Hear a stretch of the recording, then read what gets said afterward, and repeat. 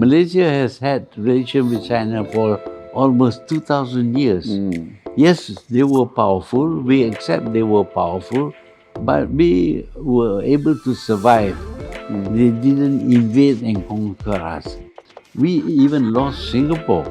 There were so many Chinese there. We can't handle this Chinese community. We gave them independence.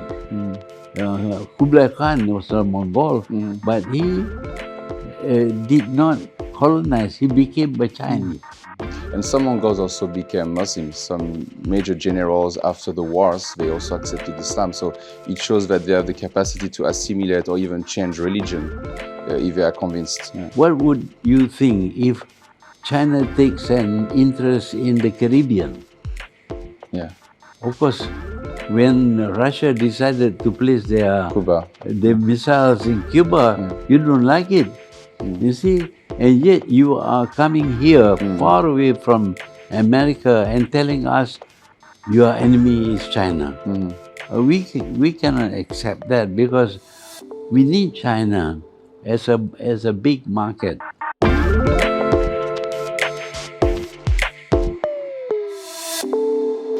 Hi everyone, this is Julien Drolon, your host on LEGACY B2B MEDIA. Today we have a very, very special and distinguished guest.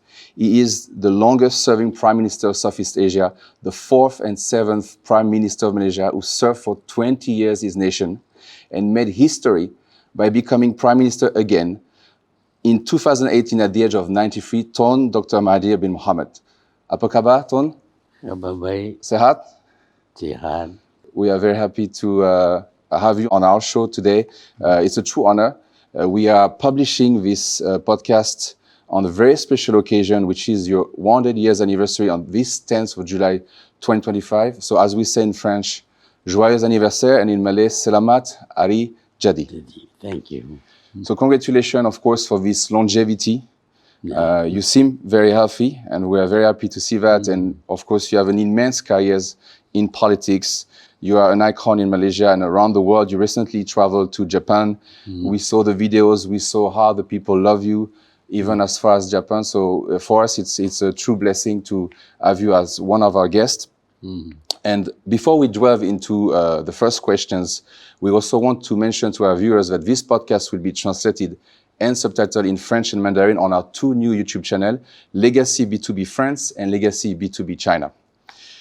So before that, I want to mention a small anecdote that we met in 2018, and I want to show the picture here on the screen. It was 3 months after you became Prime Minister again at the Perkim Center, and I was one of the recipients of a credential award that you gave to me. So I thank you for that again.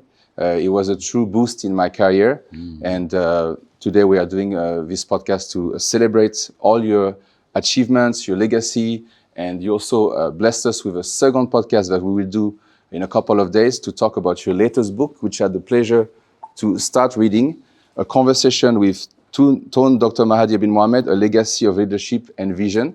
So it's a fantastic book of conversation that Tun had not too long ago. So if you want to grab one of this copy, I really recommend.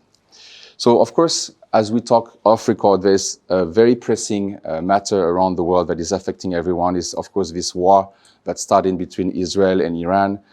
The United States of America now entered into this war by sending missiles. As we are talking right now during this recording, there's a talk of a ceasefire, but nothing is guaranteed.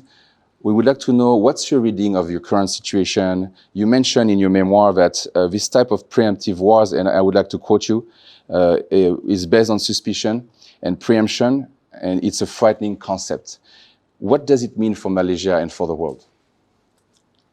Well, we don't know what's going to happen because at any time at all, you can be attacked or attempts made to invade your country.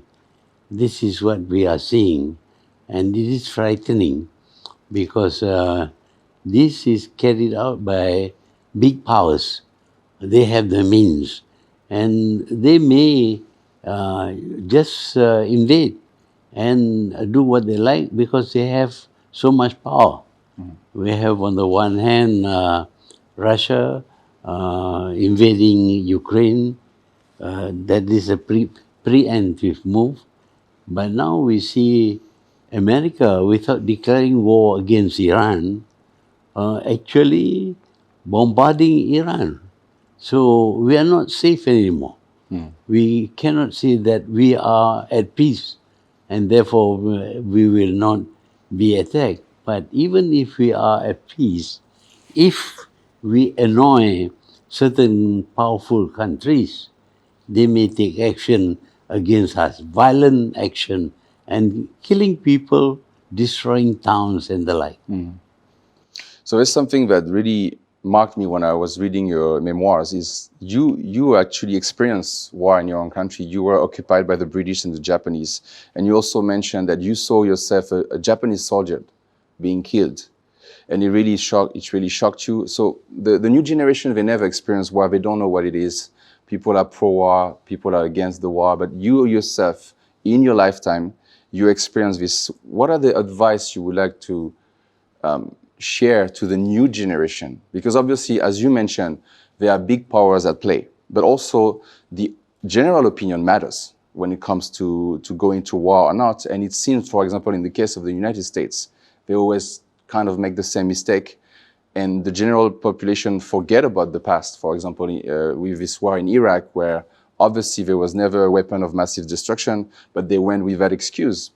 And the general opinion did follow that at the time. So what type of advice would you like to share to the general public? Well, when I was growing up and the Japanese invaded Malaysia, I was shocked that in war you actually kill people. I couldn't accept that people would kill people in order to achieve certain objectives.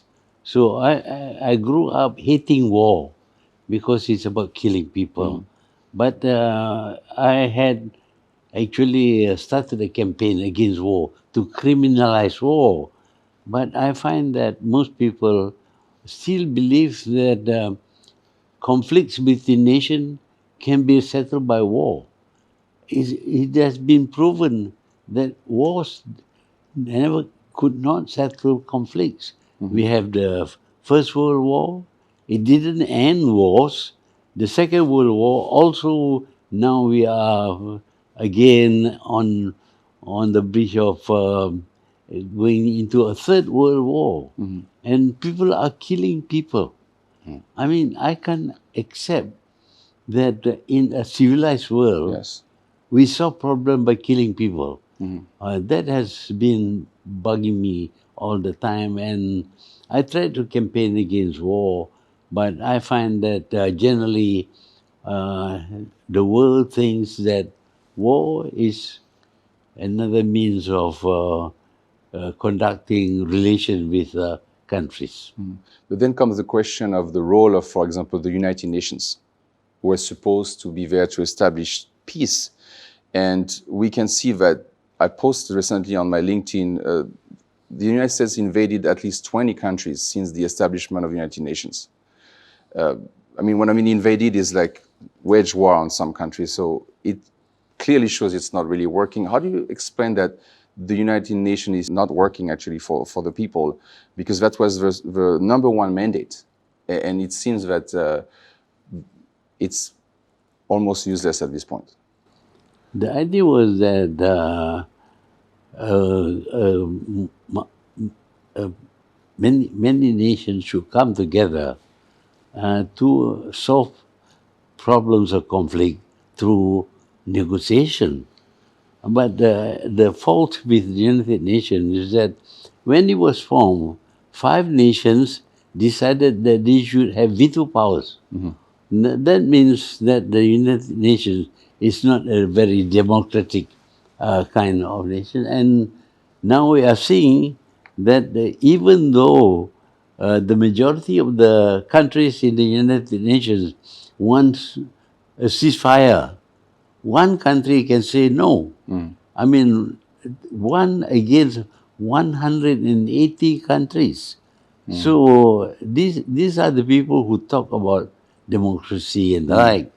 but they are the ones who negate democracy. If it is not in their interest, they are willing to vote against the majority because they have the veto power. So the organization of the United Nations is faulty. It should actually be a democratic organization, but it is not. The first time I came to Malaysia was in 2012, and I remember vividly seeing billboards about the International Conference on 9/11 Revisited, Seeking the Truth. And I was very surprised that you were at the forefront of that conference, because usually you were a former prime minister at the time. Usually people tend to want to bury the truth, but you seem that you have a passion for seeking the truth.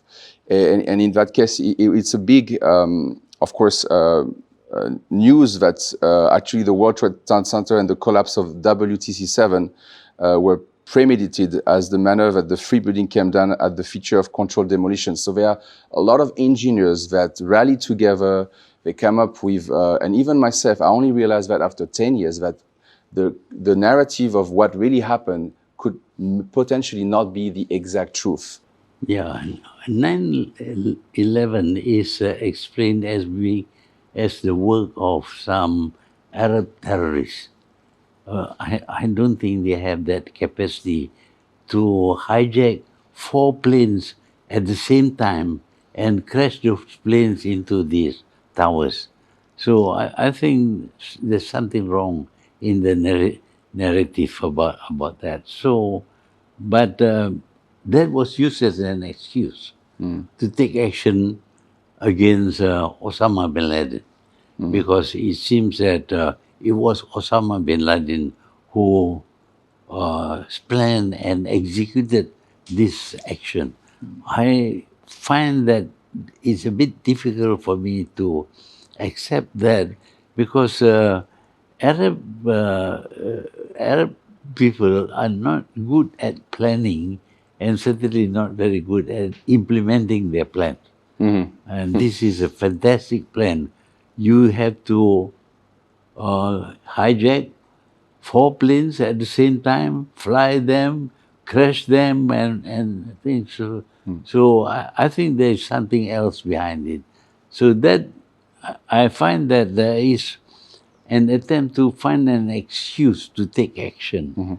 The U.S. wants to have an excuse to go to war. During the last war, of course, the attack by the Japanese at Pearl Harbor was the excuse.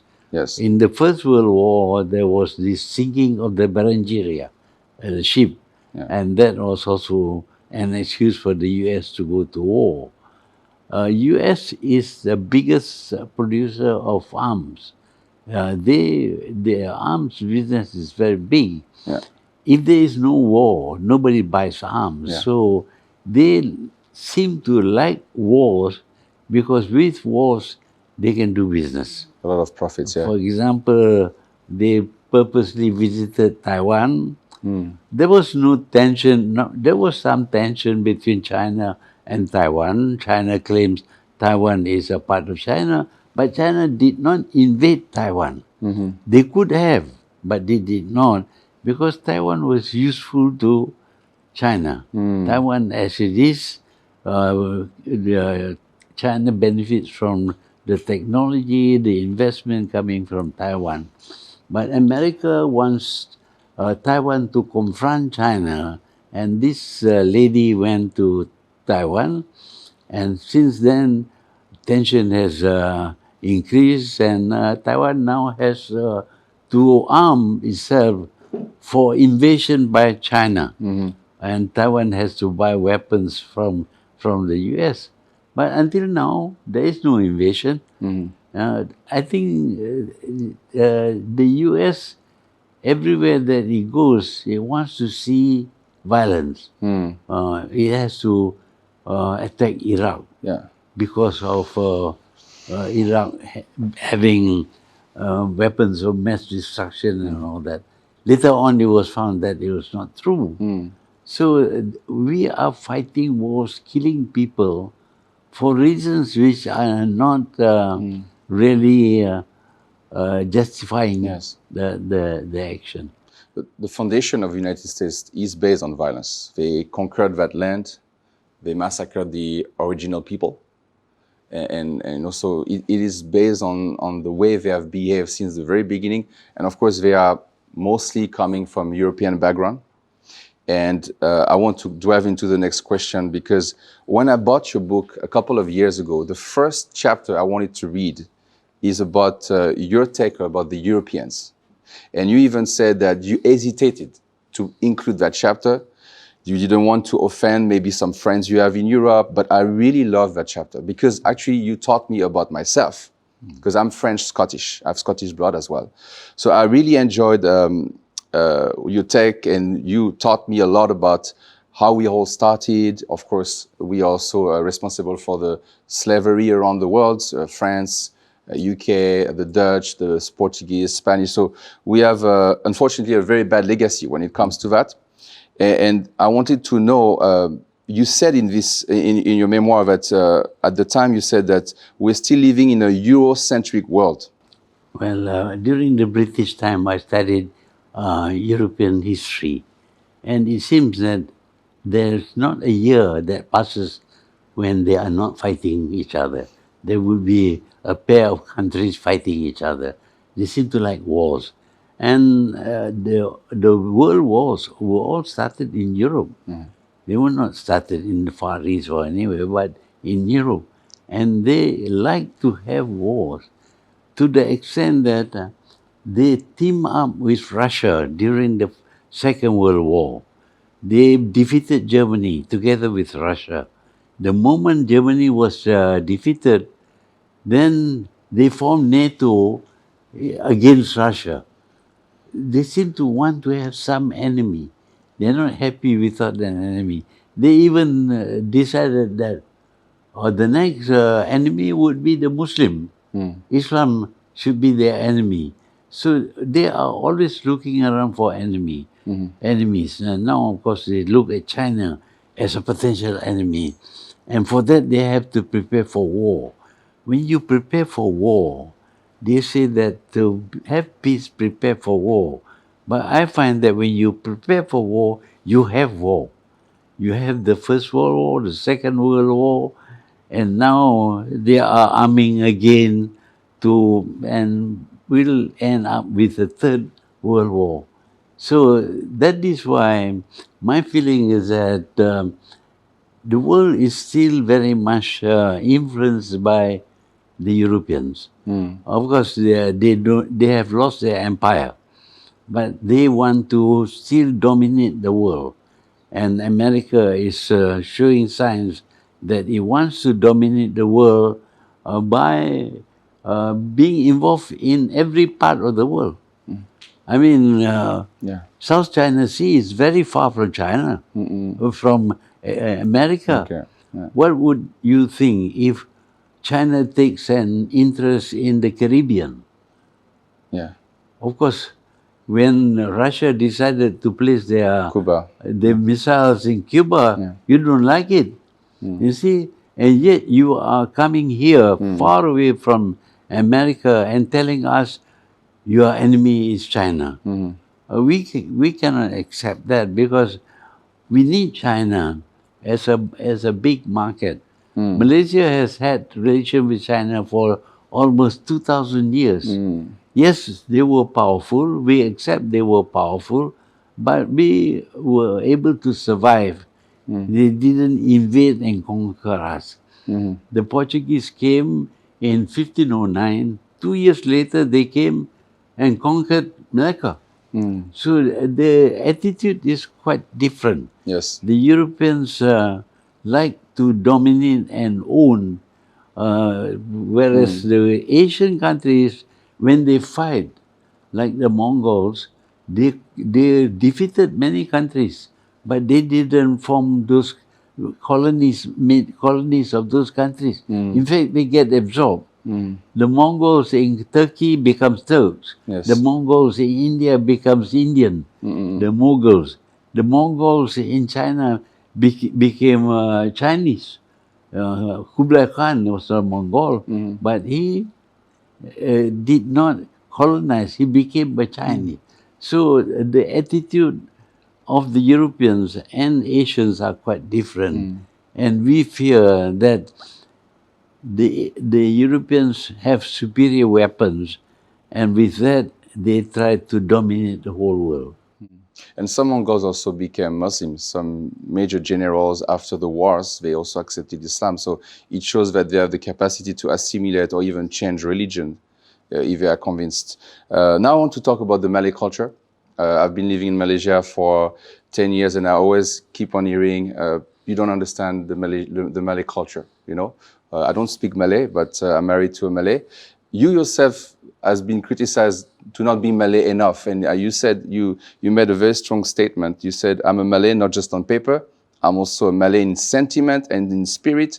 I identify completely with the Malays and their problem, the past and the present, their achievements and failure. How would you describe to Europeans or Westerners, what is the Malay culture? What's really characterize your people? Well, the Malays, they prefer the easy way out. They don't want to be confrontational. They don't want to fight with people. Yeah. Even when chunks of their land were taken away from them, they did not fight. Yeah. They accepted it.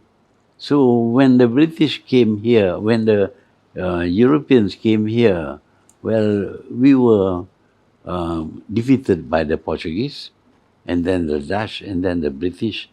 The Malays actually made treaties with the British. And the British, when they, according to the treaty, the British were supposed to advise the Malay government, but the British took over the running of this country. The Malays did not do anything. They did not revolt. There was no violence at all. They accepted. So they like the easy way out. That is Malay culture. And because of that, they are losing territory. They lost territory and they make no attempt to recover the territory. They lost 4 states to Thailand because the British gave their states to Thailand, to Siam at that time. And they lost the islands south of Singapore, the Rio Islands, to the Indonesian because the Dutch occupied those islands, and we agreed that area occupied by the Dutch will be part of Indonesia. By the British will be part of Malaysia. So since the Dutch occupied Rio Island, in the end Rio Island became the part of Indonesia. We even lost Singapore. There were so many Chinese there, we can't handle this Chinese community. We gave them independence. We did not take it. We're trying to find an easy solution to problems. That is a part of Malay culture. You have a few examples, however, like Mat Kilau. It was a very famous blockbuster movie here in Malaysia that rebelled against the British. When I was living in the Philippines, there was this strong warrior, Lapu Lapu.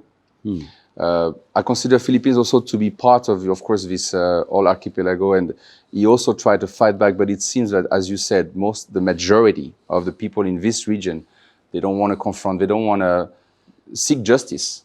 This is something that I found it very difficult as a French. Although we also create a lot of injustice, we like to think that we are justice people. And for a very little thing, we immediately try to preserve that type of justice. But in that part of the world, I felt that justice doesn't really matter. And it's something very disturbing for my values, you know. So talking about values, when I was reading your book, I was really impressed when you mentioned about when you became Deputy Prime Minister and Prime Minister, you said that you never transferred any member of your staff for bad work, as was usually the practice. Instead, you tried to get them to do what you expected of them by gaining the loyalty. Well, it's not always common, but with me, I find that getting rid of my staff would cause a lot of heartache, a lot of bitterness and things like that. I don't want that. I want them to serve me, and in order that they would serve me, I had to understand their shortcomings, and I had to tolerate and try to improve their performance. That's my way of dealing with my staff. But it's not always common among Malays. Many ministers, upon being made a minister, the first thing they would do would be to sack the staff and put in people there whom they like.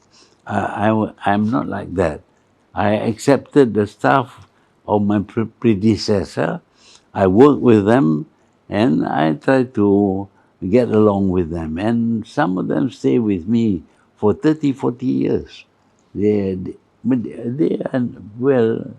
perform fairly well, and where there are shortcomings, I try to overcome. That's my way of dealing. I'm afraid that I'm not very Malay in that sense. Yes. I find it very unique. Even not only Malay, in Europe we do like to fire very quickly as well. So it's the first time I read a book from someone of your profile that doesn't do that. What are the other values that are very important for you? I would say when I read your memoirs, hardworking, for sure. Even yesterday when we were working on the setup, we saw you coming at your office. You remind me of my grandfather who never stopped working until he passed away. He was a horse training coach, and in the morning he went to train his horses, and then he just went on the bed and passed away like that. It seems that it's where you're heading, in the sense that nobody see you retiring. You still are making the news. You're still making some moves. Where do you get all this energy? Like, what keeps you going? Well, it's part of my upbringing. When I was a small boy, I had to work. I wanted to buy a pen. I asked my mother for some money. What she did was to ask me to carry water to water her plants. And I get paid 1 cent a day. I had to spend 90 days to get 90 cents to buy the pen. So I have always linked work with returns. So even in school, I used to sell balloons. I don't think I should get money for nothing. So when I grew up, of course, my training as a doctor, and a doctor cannot work office hours. Somebody gives birth at 3 o'clock in the morning, you cannot say, hey, wait, please deliver it during office hours. Yeah. I have to work all hours. So working hard is something that is that I have accepted, that in life you have to work hard. And I find also that in the end, that it is working hard that keeps you going. If you go to sleep, your muscles tends to be flabby. Your muscles become weak. And if you don't think, don't write, don't read, your brain also regresses. So I find that I need to be active all the time. If I'm active, then I can function. If I stop being active, I will lose memory, I will lose physical strength and the like. In fact, my advice to people when retiring is, please do something. Keep going. Don't just go and sleep, because you go and sleep, you will fade away. So that is my thinking. So that is why I'm still working at 99, and I ask myself, if I don't work, what do I do? Just go back and sleep? Yeah. That's very negative. You don't produce anything. We won't be having this podcast, for example, which is very beneficial for the new generations. I like to discuss, to talk, to keep my brain active and my body also active. Not powerful, doing very heavy work and all that, but doing some exercise, walking around as much as I can. So I think people would survive longer if they don't decide that they are old and therefore they must not work. It's a lot in the mind, actually. Yeah, it is. Yeah. I want to talk about your legacy. And you said recently in an interview, I was preparing it, that you are not so interested about your legacy. When you will go, you will go. But at the end of the day, you can't avoid the fact that we will always remember what you did for the country. For example, Petronas Tower, which is on this table, the miniature. For me, I want to tell you what I would remember about you that I love the most is Putrajaya. We are currently in Putrajaya, in your office. And this is the first city that I showed to my parents when they came. That's the thing I'm the most proud to show to foreigners when they come to visit me in Malaysia. It's Putrajaya because it's very clean, it's very safe, it has amazing architecture, and you are, of course, the one who initiated that project. Now I want to know, what is your baby project or the thing that you are deep inside very proud that, of course, I can think of the batch Proton was a very big move, the Petronas Tower, Kuala Lumpur International Airport, Putrajaya, but can you share with us if there is one particular project that you still think it was really good to have done this one?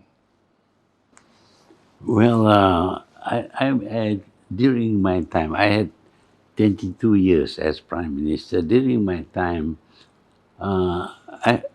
the country was stable and peaceful. We have a multiracial population. In most countries, when you have multiracial population, there will be conflicts, there will be violence. But during my time, there was no violence.